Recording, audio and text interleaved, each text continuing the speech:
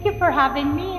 This paper is very similar to the previous paper we saw before lunch in spirit, in the sense that we're also looking at productivity gains from trade liberalization, and we're looking at for a developing economy, but we're focusing on a very different mechanism. And the mechanism that we're focusing on in this paper is, does trade liberalization allow firms to invest in more R&D efficient and highly R&D intensive capital goods?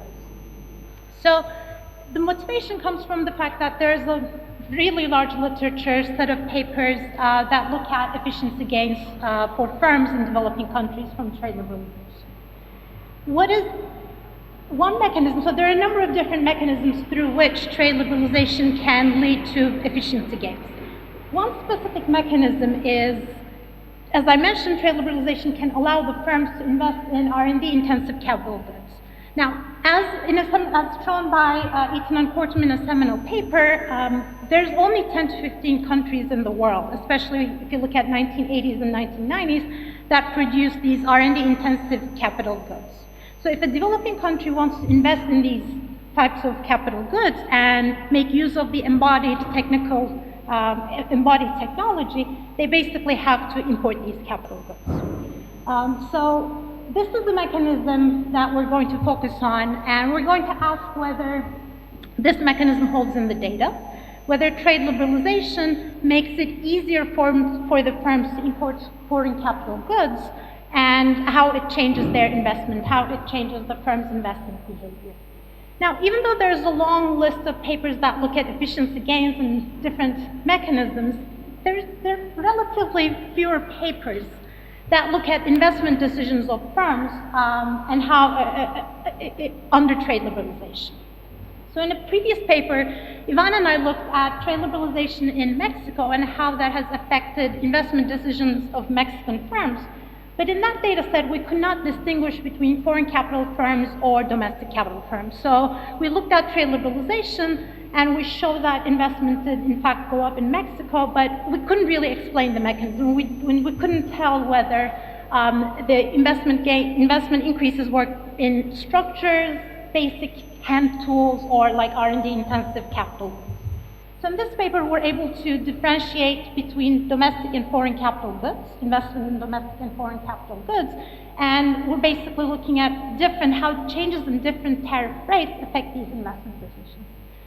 Also, I should mention that there is a paper that also uses the same data set that I'm going to talk about today, Bassa and Berthoud, and they look at the extensive margin of importing capital goods. So Bassa and Berthoud look at the same trade liberalization episode that I'm going to talk about, and they look at the probability of importing foreign capital, but their mechanism is different, and their focus is on the complementarities between inputs, intermediate inputs, and foreign capital, and the main tariff changes they focus on is intermediate input tariffs. So here we're going to take a very different approach. We're going to look at the dynamic investment decisions of firms and how different tariff rates actually affect the investment in foreign capital. So one of the things that we do in the paper is, in the empirical function, is to differentiate between tariffs on capital inputs, intermediate inputs, and output tariffs. We show also theoretically and then provide evidence that these three tariff rates affect investment decisions differently. So the first one, reduction in tariffs on capital goods, is the direct mechanism we would expect trade liberalization to affect these investment decisions. Lower tariffs, if the tariffs on capital goods goes down, these goods become cheaper, and firms basically should be purchasing more of these goods and investing more in them. So we would expect gains in terms of investment from reduction in capital goods tariffs. Similar idea on intermediate input tariffs, but the mechanism is more indirect, and it relies on the complementarities between intermediate inputs and capital. So if intermediate inputs become cheaper, that improves the marginal profitability of capital, and there's a cost gain, and firms should be investing more in general, not only in foreign capital, but also in domestic capital. There are, however, adverse effects from trade liberalization on investment as well, which is basically the third mechanism that we focus on in the paper. If there's a reduction in output tariffs, that exposes the firms to more foreign competition. So it is likely that firms, given more foreign competition, firms will lose market share, which would imply that their marginal profitability goes down, and that would lead the firms to invest less. So at the end of the day, whether trade liberalization increases investment or decreases investment becomes an empirical question. Which mechanism is more dominant, basically something we need to answer by looking at the data. So in this paper, we show direct evidence that the largest gains in India actually are from this first mechanism, decrease in the tariff rates on capital. So I'll just briefly go over the theoretical part. I won't get into too much detail because of the time constraint. But the theoretical arguments, the theoretical setup helps formulate the three mechanisms, and also gives us an equation that we can directly take to data. So we're considering the investment decision, dynamic investment decision of a monopolistically competitive firm that sells output in the domestic market at home. We assume that firms combine foreign capital, firms use foreign capital, domestic capital, as well as foreign and domestic intermediate inputs to produce the final good. We assume that to be able to invest, the firms have to combine foreign capital goods and domestic capital goods. And we're assuming in the paper that these goods are imperfect substitutes that are combined with a CS technology. So both the imported capital and imported intermediate inputs are subject to industry-specific tariffs. And the experiment that we're going to do is what happens if these industry-specific tariffs goes down, how does that affect investment decisions? And we assume the usual one period time to build lag in investment decisions. So the investment problem, the dynamic investment problem is pretty standard. We're assuming that the firm chooses total investment expenditures in order to maximize the net value of the firm, net value of the stream of profits, subject to adjustment cost, investment adjustment cost, and subject to the capital accumulation equation. So the investment decision yields the usual Euler equation that suggests expected at the marginal cost of investment, the left-hand side, including adjustment costs, should be equal to, along the optimal investment path, should be equal to expected marginal return, where the expected marginal return depends on the marginal profitability, expected marginal profitability of capital. Now, so that gives us, the investment Euler equation gives us the total investment value. In order to look at how the firm chooses whether to allocate this total investment expenditure towards domestic capital goods or foreign capital goods, we need to look at the cost minimization problem of the firm. And we're assuming that the firm combines imported capital goods with domestic capital goods with a CS technology. And basically, the cost minimization gives us the demand function for foreign capital and domestic capital. And the demand function gives us the direct mechanism through which tariff reduction on capital goods should increase investment, which basically is very standard. It says if tariffs on capital goods go down, the relative price of foreign capital basically goes down. And because foreign capital is becoming cheaper, the firm should invest more in foreign capital goods rather than domestic capital goods. So this is the first mechanism that we're going to focus on. The second mechanism that we're going to look at is how reductions in intermediate input tariffs affect investment decisions. And for that, we need to formulate the marginal profitability of capital. And basically, the marginal profitability of capital we can obtain by looking at the cost minimization problem of the firm, which is pretty standard. The firm maximizes profits subject to the production function. All we need to assume for the production function is for it to be homogeneous of degree 1. We don't need to take a stance on the form of the production function. And the problem yields the expression of a marginal profitability of capital, which shows that if tariffs on intermediate inputs go down, because it's a cost gain, a reduction in the cost, marginal profitability of capital increases, which basically means expected return to investment goes up, and that should lead the firm to invest both in foreign capital goods but also in domestic capital goods.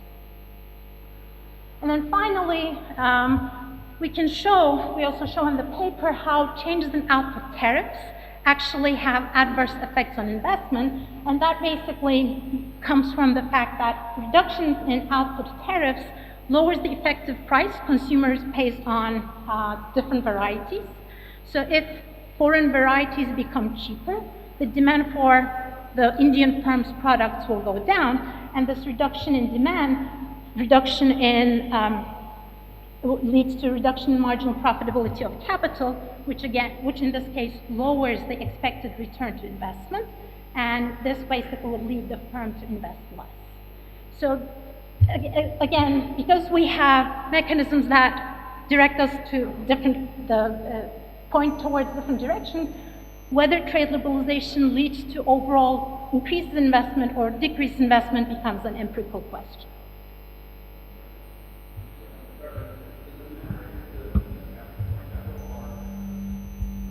Matter if domestic capital and foreign capital are complements or substitutes? I understand that you have a certain functional form, but that couldn't accommodate either, right? Exactly. And it seems like the results may go through either way. Exactly, it does, and we don't take a stance.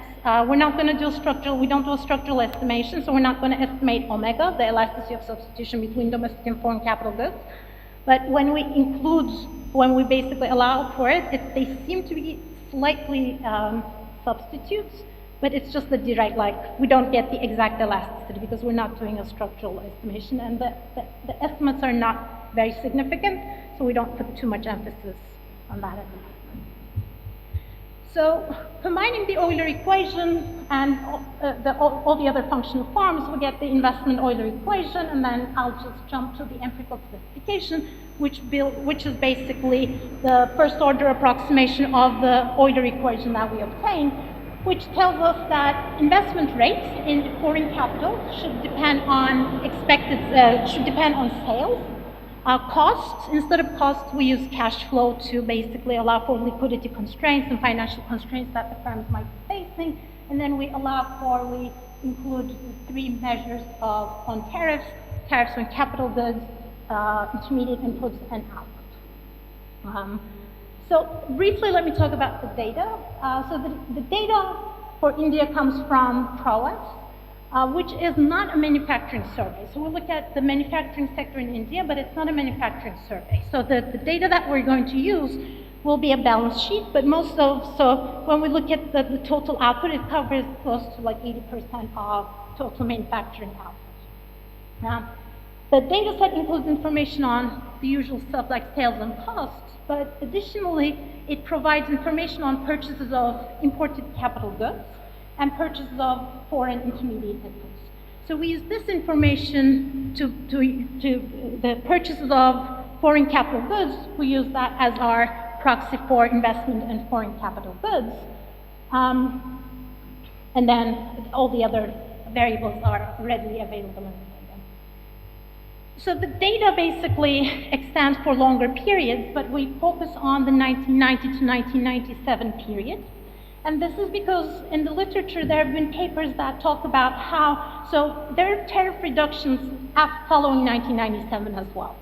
But the tariff reductions after 1997, papers in the literature have shown that they might be endogenous in the sense that the Indian government, might have chosen based on sales productivity which tariff rates to change.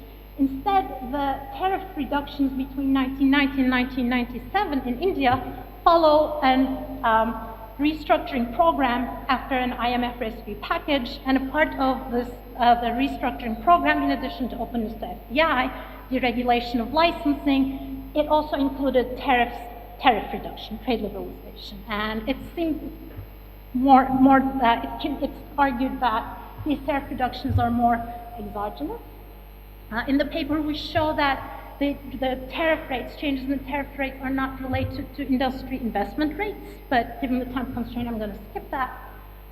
So we work with, at the end, 2,512 firms between 1990 and 1997.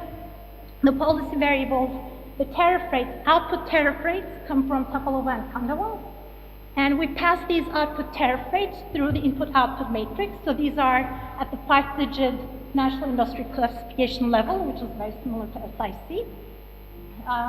We pass it through the input-output matrix to construct tariffs on capital goods and tariffs on intermediate inputs. The distinction comes from the UN's broad economic categories. So we know which industries produce capital goods and which industries produce intermediate inputs. So given these constructs, here's basically the average tariff rates.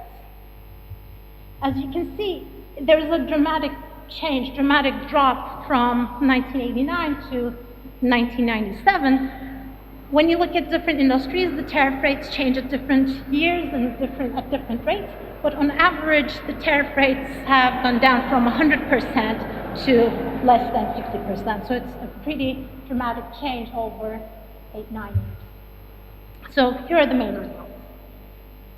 So we progressively look at, so we first look at only the impact of output tariff, and then we add input tariffs, partly because the literature historically has progressed that way. People focused on output tariffs and then looked at tariffs on intermediate inputs, and then additionally we introduced capital goods tariffs and how that's affecting investment decisions.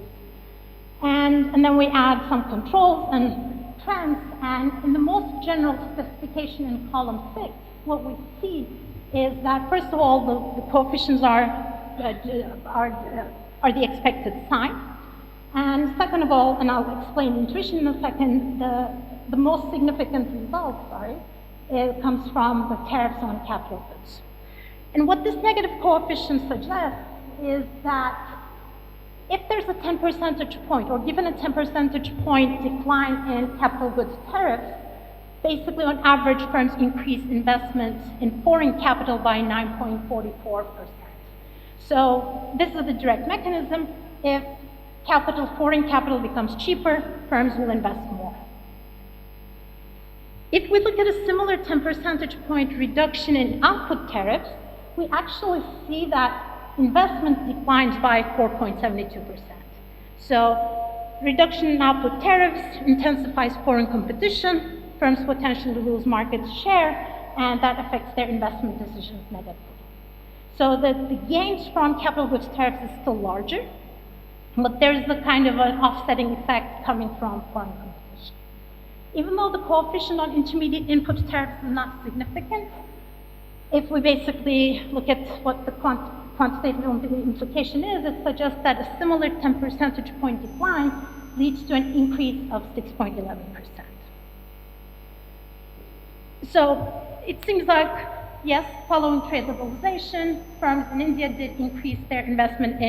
did start to import more foreign capital and increase their investment in these R&D efficient and more efficient capital goods.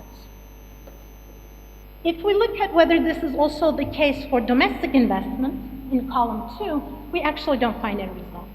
So it seems like really trade liberalization, if we look at investment decisions of firms, that it's going to affect the investment in foreign capital and not really domestic investment.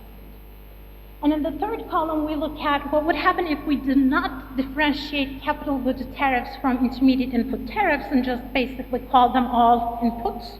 What happens if input tariffs go down? And then even though the coefficient is negative, we don't get that significant result. So I think I'll just have time for this, and then I'll have to stop. So given that there are these dramatic changes in tariff rates, and given that there are both positive and negative effects, what does this trade liberalization episode in India, what has that led to? Has it led to an improvement in overall investment? So for that, we look at the average tariff rates in the three, the output tariffs, input tariffs, and capital goods tariffs. So there's on average a 61 percentage point decline in capital goods tariffs, which increases investment by 57%. There's a 56 percentage point decline in output tariffs, which actually lowers investment, but by a much smaller amount, 26%. And then there's an increase in the decline in input tariffs also increases investment. So when you combine all these three effects, we find that investment firms in India increase their investment in foreign capital by 62%. 62% translates into 2.2 percentage points in terms of the investment rate. So is this important? given basically, does this explain a big fraction of overall investment in India, or is it just a tiny fraction? So we'll look at total investment in India in foreign capital goods during this period. And it seems like between 1990 and 1996, and we kept it at 1996 because of the Asian financial crisis. So if you look at the data, weird things are happening in 1997. If you look at 1990 and 1996, investment in foreign capital goods in India grew by 5.8 percentage points. So which means we're explaining 2.2 percentage points, so we're explaining approximately 38%. Trade liberalization explains 38% of this increase. When we look at industry by industry, it's not all uniform. Most industries gain from reduction in capital goods tariffs, but it changes dramatically. So if we look at beverages, food products, coke and petroleum, the increase is more than 100%. But if we look at motor vehicles, furniture, recorded media, the gains is really tiny, 3 to 8%. We're going to talk about the dynamics and what sort of if you put in lags in your, did you We did. So as a robustness, we did include, and they're in the paper. Okay. So we don't look at a very, it is still significant, but you do see the impact on, the results on impact. We haven't looked at different time lags, like we haven't looked at the 2 years, 3 years, 4 years, but we've looked at 1 to 2 years, and the effects seem to be there. So there are a number of heterogeneity issues that we look at in the paper. So we looked at whether the effect changes across importers of intermediate inputs and exporters. We find that the trade liberalization mainly affected exporters. So the significant effect comes from, for the exporters, then the results are really not significant for non-exporters. If we look at intermediate input importers, exclude the firms that do not import any intermediate inputs, we get that input tariffs also matter, which is not surprising. Other heterogeneity effects we look at are, we look at the firm size distribution and whether firms of different sizes and firms of different productivity levels were affected by trade liberalization differently. So we look at productivity quartiles and quartiles based on sales. And just to give you an idea, here I've only reported the results on capital goods tariffs. It seems like the impact is for the mid-sized firms, which is the usual trade argument, right? It's basically firms that are not productive at all or very small. Trade liberalization does not provide enough of an incentive to start importing foreign capital. If you're looking at really productive firms, large firms, they're already probably able to import these capital goods. So for them, the reduction in capital goods tariffs don't matter much, but it's for those firms that are in the middle of the size distribution or productivity distribution where you really see the impact. So when capital goods become cheaper, these firms start investing in foreign capital. Potentially, it affects their productivity, it improves their productivity.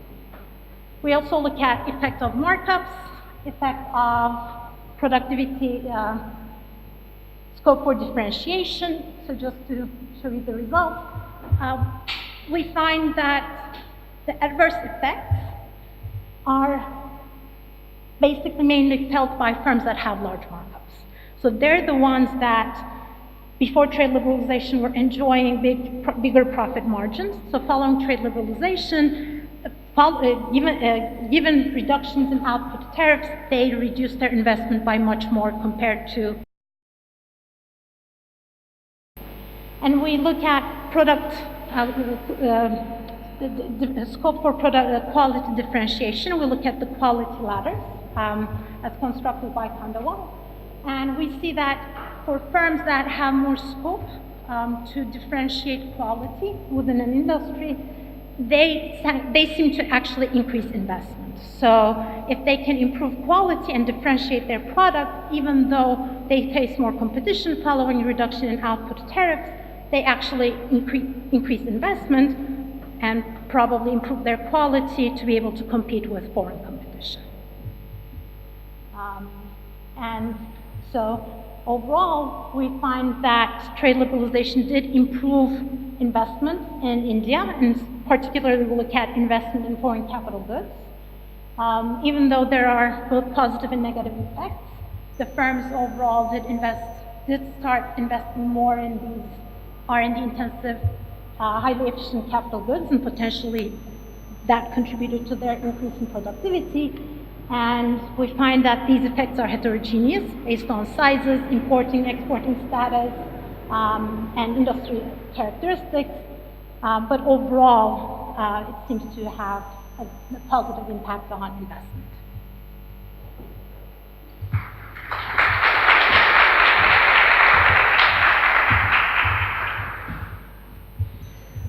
Okay.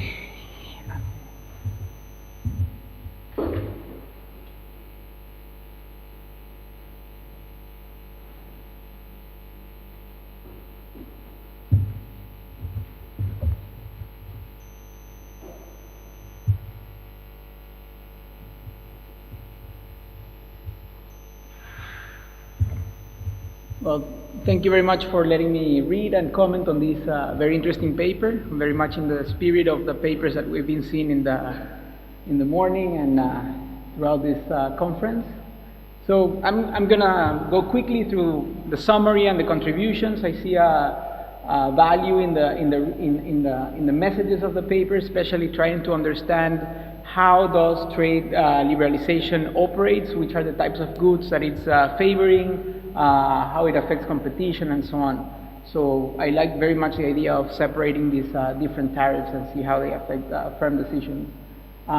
Just to put some context, this is aggregate investment in India. I was trying to understand what happened in India before reading the paper, and it does seem that during the liberalization episode, there was a pickup right after this crisis that is mentioned in the paper. One thing that I'm going to come back later is that there seems to be, at least in aggregate investment, a pickup in the 1980s, which would be worth understanding what's going on, especially if you're trying to contrast the effect of liberalization.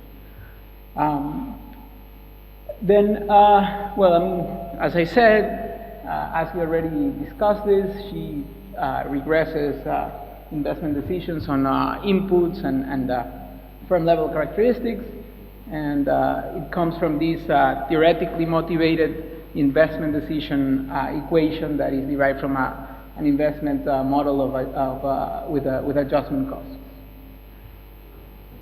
Okay, so let me go to the comments. And the first one is more methodological and just it created a bit of confusion in my mind.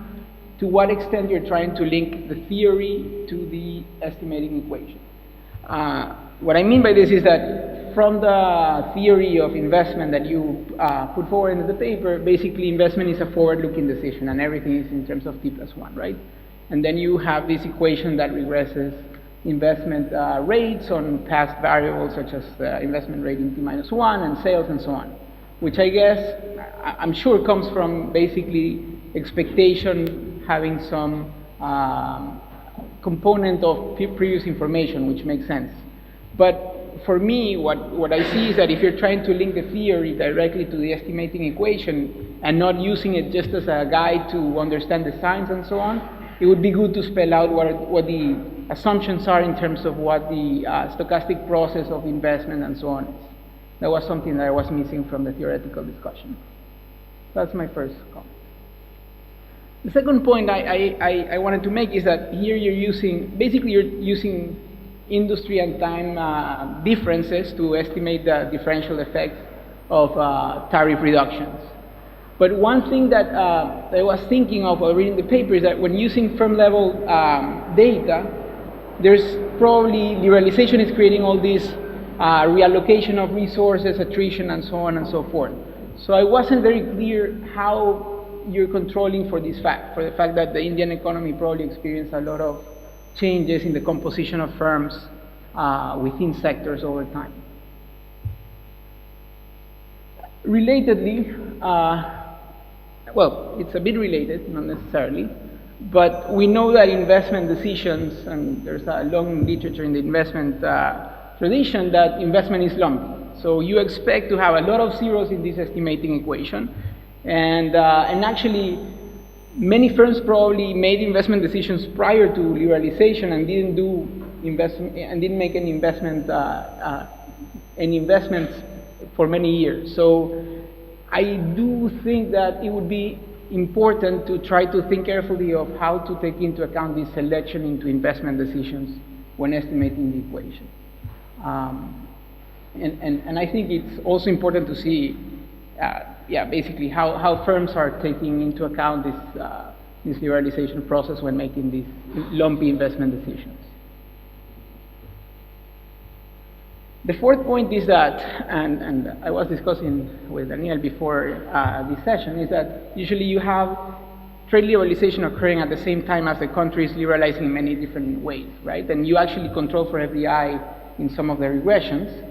And you actually observe that during this period of 92, 97 that you look in your exercises, there is a huge jump in FDI as a percentage of GDP in India. So I was curious, I don't know if the data permits, to understand better whether these firms that are investing much more in these sectors that you're identifying are basically foreign firms that are coming into the country. And this comes back to my initial praise for your paper, which is that it kind of allows you to start zooming into the different adjustment mechanisms through which liberalization affects firms in the country by understanding the reallocation process, right? So trying to understand whether it's foreign firms that are benefiting from these tariff reductions and are entering into the market, or are domestic firms and hence firms that use more intensively local labor and so on, the ones that are benefiting from this liberalization. And final comment, which I don't know if the data will permit you to explore, but, and this relates to all the papers that we saw in the morning specifically, is that I think it would be interesting to understand whether tariff liberalization is allowing firms not only to adjust in the intensive margin of investment, but also trying to acquire better capital goods.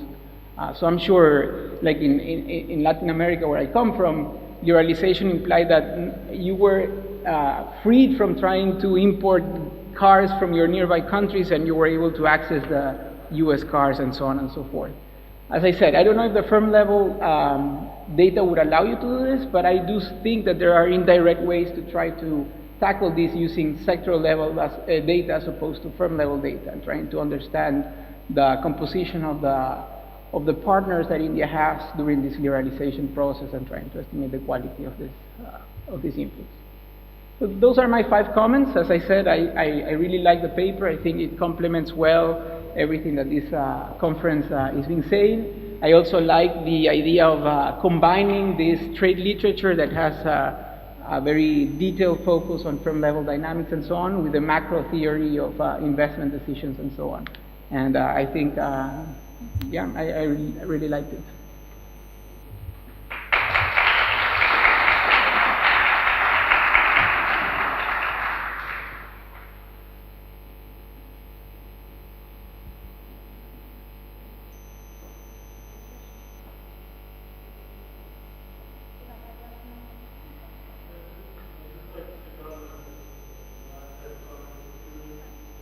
Important to understand if this is a change in the composition of capital acquisition, or is just a change in the origin of capital without implications about what capital firms are using. And then if you could link this also to firm performance, that will also change in firm performance as a result of this, it would be important.